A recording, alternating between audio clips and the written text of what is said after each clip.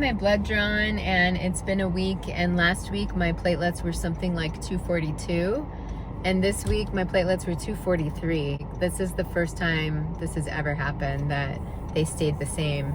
My doctor was joking with me like, whose blood is this? Because my blood has been trending down every time. That would just be a miracle if I'm actually getting better and my platelets are stabilizing, my blood is stabilizing.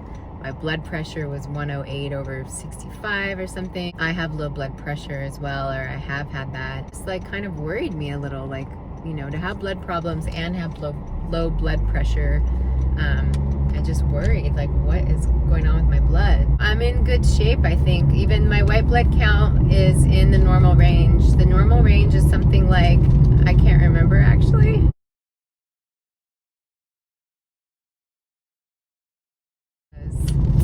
I was getting worried why that was happening, why I was getting white blood counts that were so low, especially because I do have a little bit of blood sometimes in my phlegm, and I'm not going to worry about it. If the blood looks good, he said there's just nothing about this blood work that looks questionable. This looks like a healthy person's blood, and let me tell you, I haven't been called a healthy person in a long time.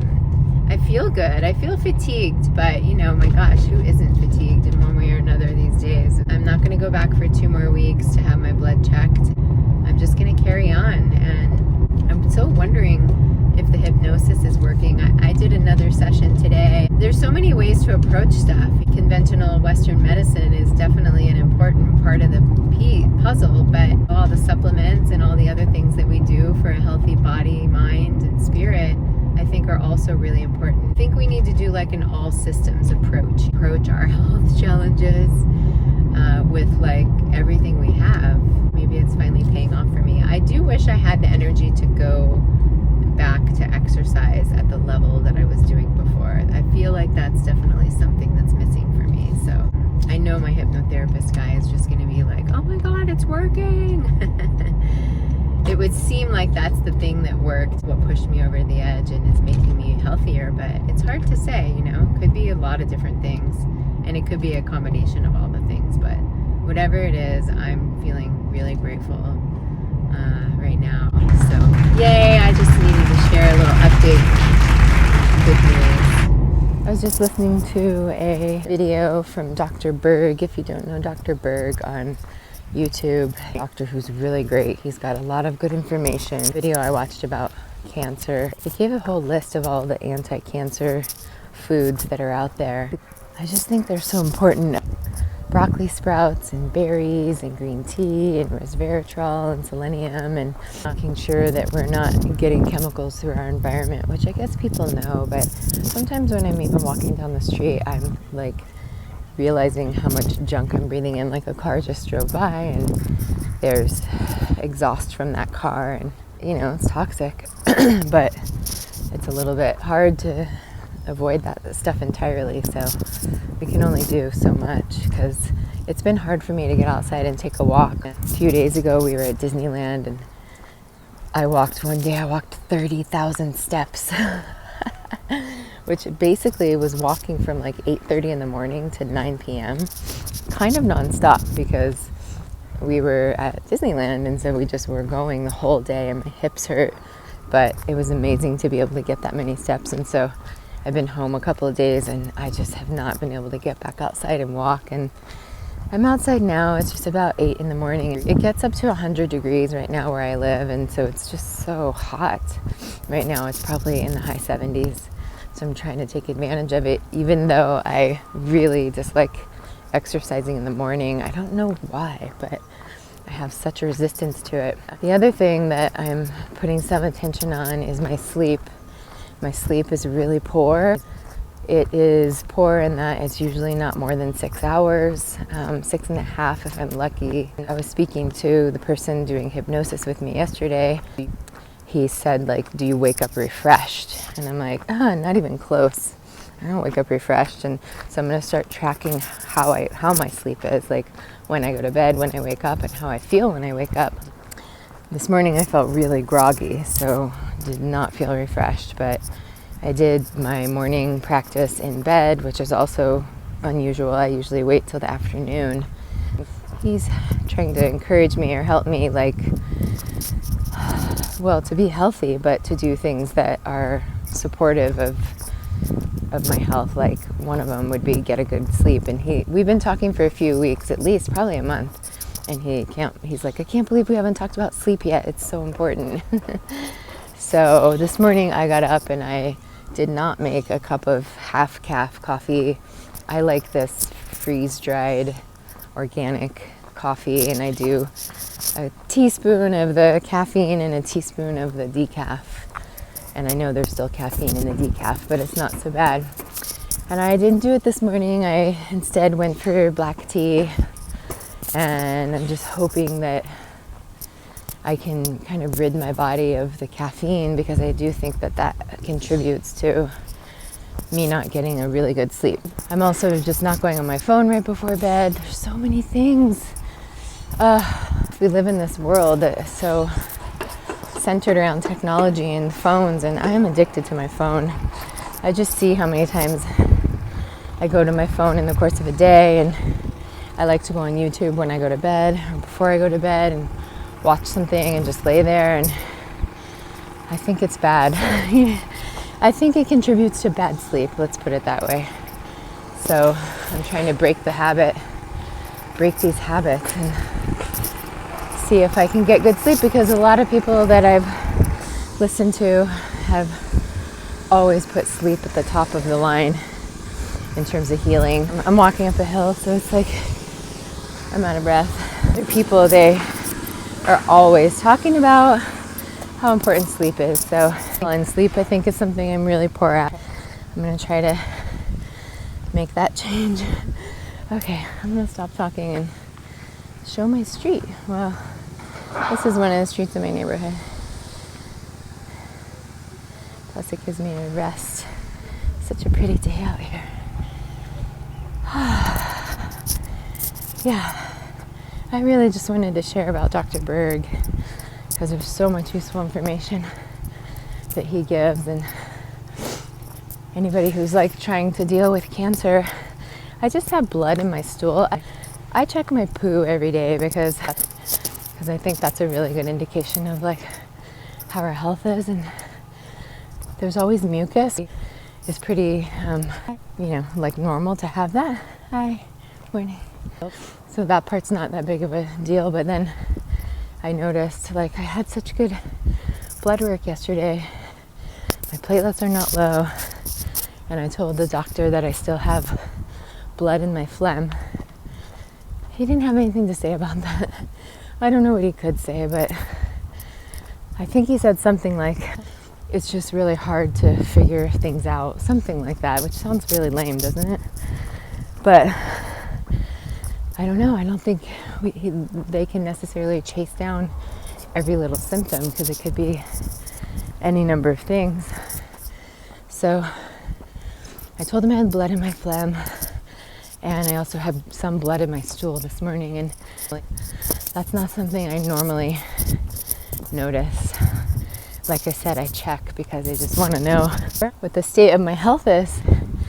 Where I'm at is that I don't want to chase down symptoms. When I met with the radiation oncologist a month or two ago, or whenever that was, he was concerned about me having blood in my chest, and so that's when he ordered a chest CT, and because he just wanted to make sure everything was fine, and like the chest CT looked totally normal, so that's good.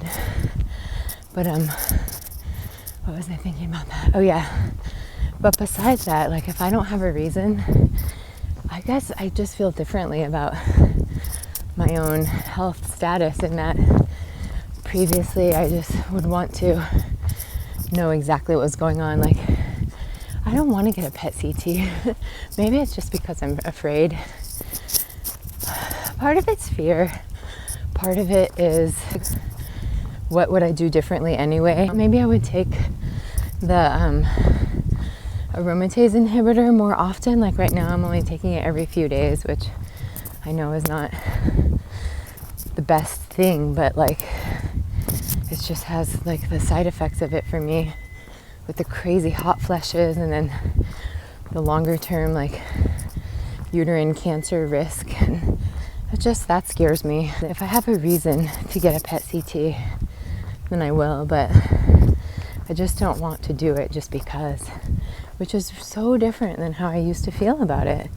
I really would I would want to get a scan because I just want to know like the state of things. And yeah, I guess I feel like it's out of my hands to some degree. Like I'm doing my best, and I don't even know if I would do chemo again. Honestly, I just don't know if I would. I can't imagine that I'd say yes to radiation again, because I just feel like might still be having some, the effects of that are just so long term, and like occasionally I swallow something. So I was radiated like all the way down to like the middle of my chest. I have the tattoo marks that show where I was radiated, and sometimes when I swallow something, like it gets kind of stuck in my throat. I just feel like that's probably from the radiation. So I don't think I'd do radiation again. I don't even know if I would do chemo again. Or if I did, I would want to see if I could do less of it. I'm not sure. I know they don't do that, but that's why in the very beginning I was trying to do IPT, insulin potentiation therapy, because with that you can take less. You take like a fraction of the amount of the chemo. But I didn't go through with it. Well, that's not true. I went through with it with Herceptin, which is the targeted therapy for the HER2 part of the breast cancer disease. But I didn't know what I was doing at that time. So it wasn't like it was bad to do the Herceptin, but I didn't do one of the actual chemos like adriamycin or something. So I don't even know if that could have worked. I do feel like certain bodies like can't handle that much, and I feel like I have one of those bodies that can't handle that much. Basically, I think they give you chemo enough to not kill you. They want to kill the cancer and not kill you, and I think I kind of feel like I barely survived that. Who knows what the cancer would have done to me had I not gone through with the chemo and the surgery and the radiation, but I just don't really know if I could survive like a whole other round of chemo. So anyway, oh my God, this is how out of breath I am. It was a pretty big hill I walked up. I like doing that hill because at least I feel like I am getting my heart pumping and getting the lymph moving and stuff like that. So yeah, okay, well, check out Dr. Berg. I think maybe I'll, if I could pull it off in the comments down below, I'll just put what he says are all the anti-cancer foods that create angiogenesis, which I think is cancer death. So the more of that stuff we can have, garlic, ginger, some of the other things I said before, the better, we are naturally just trying to keep cancer away. So hopefully I could link those below. The other thing Dr. Berg is really big on, I've talked about him a little bit, he's a keto guy, but is fasting. And he talks about getting down to 1 meal a day. He also says it's not a good idea to you can't start there. You can't just suddenly go down to 1 meal a day. You have to kind of do it in increments. And so that's another thing I'm really trying to work toward, is just lowering my intake of food in general and not snacking, which for me, I'm a huge snacker. And even if it's just carrots or pumpkin seeds or pistachios or, things that are healthy, I often don't eat a meal, Sometimes I do, but I definitely eat a lot of little nibbly things here and there. And he talks about how our insulin gets spiked, pretty much no matter what it is. I think there's some foods that don't spike insulin, but not really. I can't remember, but I'm trying to get myself to where I don't eat as much because I know how important fasting is. That's another thing he talks about that I think is really worthwhile and valid, and we can only do what we can do. We shouldn't be causing stress because we can't do all the things they say to do, but we can do our best, and that's what I'm trying to do. So yeah.